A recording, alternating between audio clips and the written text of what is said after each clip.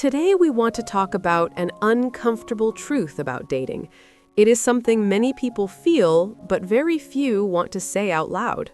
Yeah, because it hits the ego. We like to think we are fair, kind, and logical when it comes to love. The truth is simple but painful. Attraction isn't optional, and you can't force it to exist. You can't bargain your way into attraction. You can't negotiate with your own nervous system. You might really like someone as a person. You might admire their values, their kindness, their intelligence. But liking someone does not automatically create romantic desire. Pretending that it should usually ends up hurting people. Many people stay because they think they should feel something. They think, this is a good person, so attraction must come later. And sometimes it does, but very often it doesn't. That's where the real damage begins. I think we confuse morality with chemistry. We think attraction is a reward for being a good human. But attraction doesn't work like justice or fairness. It just happens, or it doesn't. Being upfront with yourself is already hard. Being upfront with another person is even harder. But avoiding honesty doesn't make you kind. It usually makes things more confusing and painful. Let's talk about men and women for a moment, not as rules, but as general patterns. In general, men often decide attraction very fast. Physical appearance plays a big role at the beginning. For women, it often works differently. Attraction can grow from many different factors over time. Looks still matter, but so does personality. So does confidence, intelligence, emotional safety, humor. How someone treats you matters a lot. How safe and seen you feel with them matters too. That's why some women don't instantly know if they're attracted. They need more information, more interaction. But even then, there is usually a baseline. If that baseline is 0, growth is unlikely. You can't grow desire out of pure absence. You can only amplify what already exists. I've been in a relationship like that. I dated someone who was objectively amazing. On paper, perfect? Exactly. Kind, stable, smart, supportive. Everyone thought I was lucky. But inside, something was missing. Yes, I kept waiting for attraction to arrive.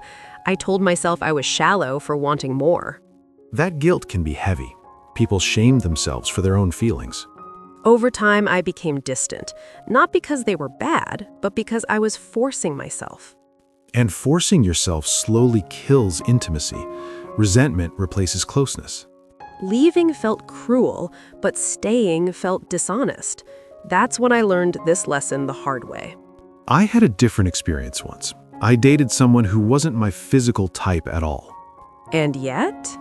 Her energy was magnetic. She was confident, driven, playful, alive. So attraction grew naturally. Very strongly. She became incredibly attractive to me over time. That shows how personality can amplify attraction. But again, there was still something to build on. Exactly. It wasn't created from nothing. It was expanded, not invented. People also forget that men do this too. Men aren't only about looks in relationships. For sex, looks can be enough. For commitment, most men want more. Emotional support, respect, peace, shared values, feeling understood and appreciated. If a man feels someone adds no value beyond attraction, he usually won't stay long.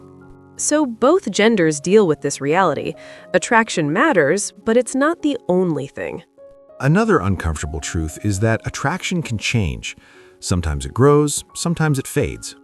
Some people become less attractive as you know them better. Their behavior changes how you see them. Others become more attractive with time. Their depth and warmth reshape perception.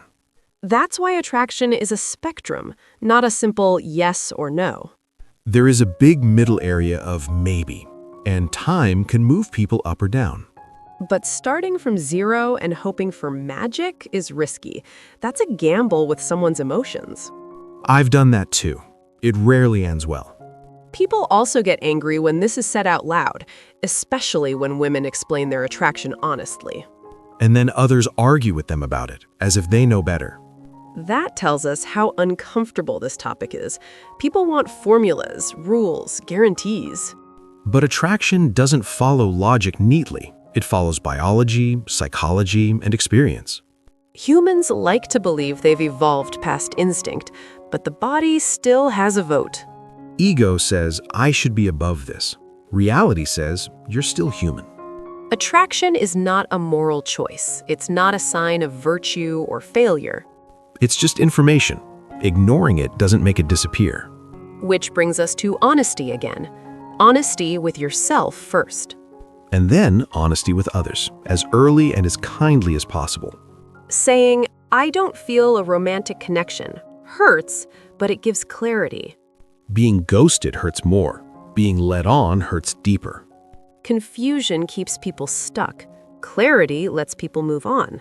Of course, honesty doesn't mean cruelty. You don't need to attack someone's appearance. You just speak your truth calmly, without blame, without excuses. There are exceptions, of course. Some people build lives without strong physical attraction. Platonic love, companionship, shared purpose, those can work if both people truly agree. Problems start when only one person accepts that, and the other secretly hopes for more. That imbalance creates silent suffering and silent resentment. Dating is hard because it requires alignment, attraction, values, timing, and honesty. And both people must feel it, not just one. That's why finding a life partner is difficult. Not impossible, but genuinely hard. Attraction is required, whether we like it or not. Ignoring that truth doesn't make us kinder. Accepting it might, even if it's uncomfortable. In the next part, we'll talk about fear. Fear of rejection and fear of being alone. And how fear makes people force connections, which often causes the most pain. But for now, this is the truth many avoid. Attraction isn't optional, and honesty matters. In part 2, we want to talk about fear. Because fear is often louder than attraction itself. Fear runs many dating decisions without people noticing. Fear of being alone is probably the strongest one. People stay in relationships not because they want to, but because they are scared of what comes after leaving. Loneliness feels like a threat. Even a bad connection can feel safer than no connection. That fear makes people lower their standards, or worse, abandon their own truth. They say yes when their body says no, and then they wonder why intimacy feels forced. Fear also shows up as politeness. People don't want to hurt someone, so they avoid honesty. But avoiding honesty doesn't remove pain. It just delays it and spreads it out over time. Another fear is the fear of being the bad person. No one wants to see themselves as shallow or cruel. So they create stories. I just need more time. I'm not ready right now. Or, maybe attraction will grow if I try harder. Those stories protect the ego. But they don't protect the other person. They often leave them confused and insecure. Fear also makes people chase unavailable partners because rejection feels familiar. Sometimes it feels safer to want someone who can't choose you. You don't have to fully show up. That's another uncomfortable truth. We are often attracted to what feels emotionally familiar. Even if it's unhealthy. Even if it recreates old wounds. Fear of vulnerability is huge in dating. Real attraction requires presence. Presence means being seen, and being seen means you can be rejected. So instead, people hide behind situationships. No labels, no clarity, no risk. They say they're going with the flow, but really they're avoiding a decision. This creates a lot of quiet suffering, especially for people who want clarity. Ambiguity becomes a shield, and attraction slowly dies inside that fog. Fear also shows up as over-optimism. People believe love will fix incompatibility. Love is powerful, but it's not magic. It doesn't erase lack of desire. You can deeply love someone and still not want them romantically. That realization feels cruel, but denying it is crueler. Many people are afraid to trust their body signals. They think something is wrong with them. But your body often knows before your mind. Tension, avoidance, lack of desire are messages. Ignoring those messages creates inner conflict, and that conflict leaks into behavior. You become distant, irritated, numb. The other person feels it. Then both people feel rejected, even without words. Fear also affects how people receive rejection.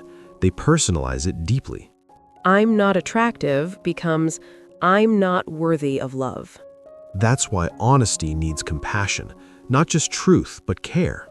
Attraction is specific, not universal. Someone not choosing you doesn't define your value. It only defines fit, and fit is rare. Attraction is another big one. People think this might be my only chance. Especially as they get older, or after a long period of being single. Scarcity makes people accept crumbs and call it compromise. But compromise without desire becomes sacrifice, and sacrifice builds resentment. There's also fear of starting over. Learning someone new feels exhausting. Familiar pain feels easier than unfamiliar uncertainty, even if it costs long-term happiness. This is why people return to exes, not because it works, but because it's known. Fear loves the familiar, even when the familiar hurts. Another layer is social pressure. Friends, family, timelines. You should be married by now. You're too picky. That pressure disconnects people from themselves. They start dating to satisfy others. Attraction can't survive under obligation. Desire needs freedom. When dating becomes a duty, intimacy becomes a performance. And performance kills connection. You can't relax into desire. Fear also makes people lie to themselves. I'll grow into it. Sometimes growth happens, but often it's just self-abandonment. The body keeps score. Lack of attraction shows up eventually. In sex, in touch, in avoidance, in emotional distance. Facing fear requires courage. Courage to be alone for a while. Courage to disappoint someone. Courage to say no kindly. Courage to trust that attraction matters and that you're not wrong for needing it. Dating becomes healthier when fear stops leading, when honesty takes the wheel. That doesn't guarantee love, but it reduces unnecessary pain. It also creates cleaner endings and clearer beginnings. Fear wants control. Love requires openness. Attraction lives where there is space, not where there is pressure. So the real work isn't finding the right person, it's becoming honest enough to choose well. Honest with yourself first, then honest with others. In the next part, we'll talk about acceptance, accepting limits, preferences, and reality. And how acceptance can actually bring peace, even when dating doesn't work out. Because truth, even uncomfortable truth, is lighter than living a lie. And attraction, whether we like it or not, always tells the truth first.